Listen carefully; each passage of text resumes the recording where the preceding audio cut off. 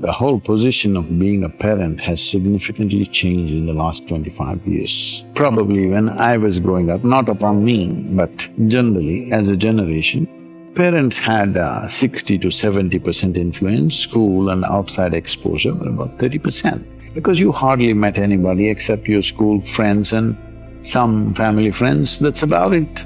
Was not exposed like that, except what you read and what you may see somewhere in a movie theater. There was no any video running anywhere, all right? It's a new thing. But that equation is reversed.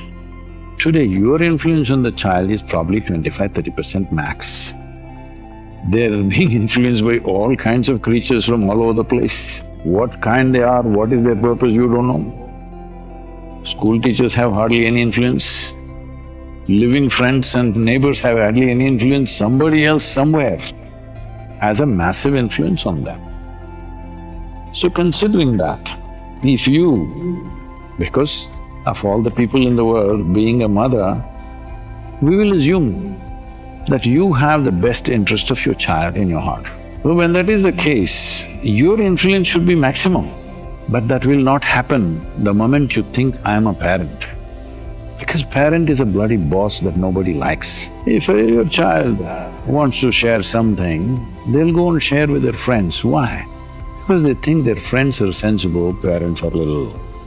they don't understand anything, they are from another world. Don't do that. Your child needs a friend, he doesn't need a boss. They don't need a boss, they need a friend. Somebody who reaches out, somebody who plays with them, who is as enthusiastic about life as them. Oh, I am a parent. Most parents are carrying… like they're carrying a heavy burden. My parent, my children, this will happen, their career, what will happen? Maybe 32, 33 years ago, this was one of the first programs I'm teaching, inner engineering program in Chennai. And one man, early morning class, he's very worried about his daughter's future. And there is an examination coming and that girl is not focusing on her studies. He's so worried what will happen to her future, everything. I looked at this guy, he looks quite young, how old would he be his daughter? I asked him, how old's your girl? He says, 4 years. I said, you bloody idiot, you don't deserve to have a child. 4-year-old girl, you're worried about her future, she's not doing her homework, she's not focusing on her education, she's not learning mathematics properly. She's getting only 98. Other 2% is missing. I'm saying, this is rubbish. Don't make your children's lives miserable by thinking you have to make them achieve things that you did not. That's not why they are. They happen to come through you, they don't come from you. It's a privilege. Another life happened through you. Always value that privilege and see what best you can do.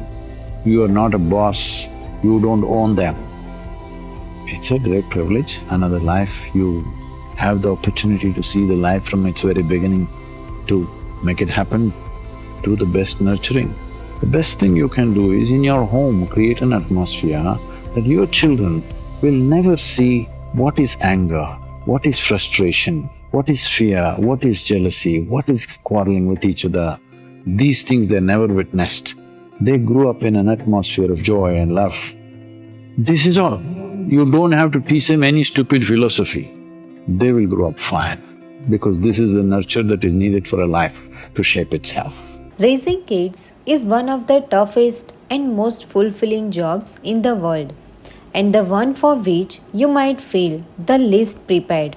Boost your child's self-esteem.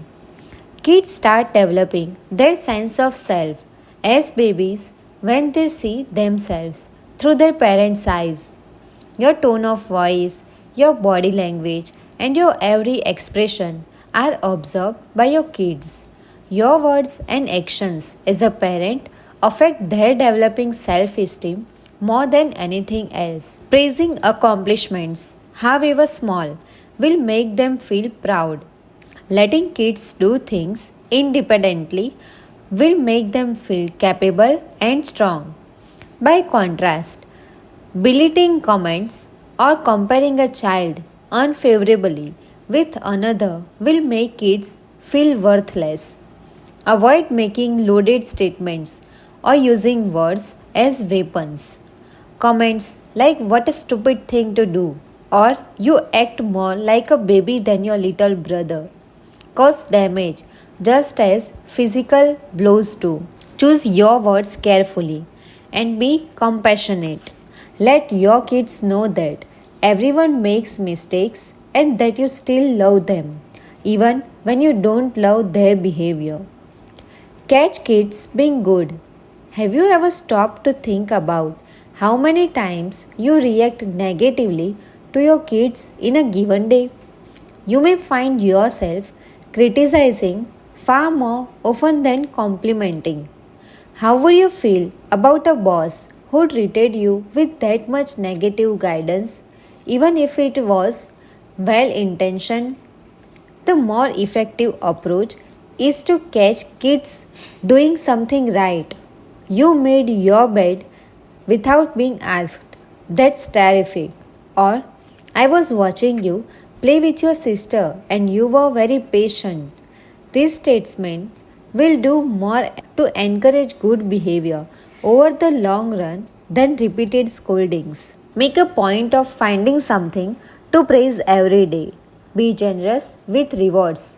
Your love, hugs, and compliments can work wonders and are often reward enough. Soon you will find you are growing more of the behavior you would like to see.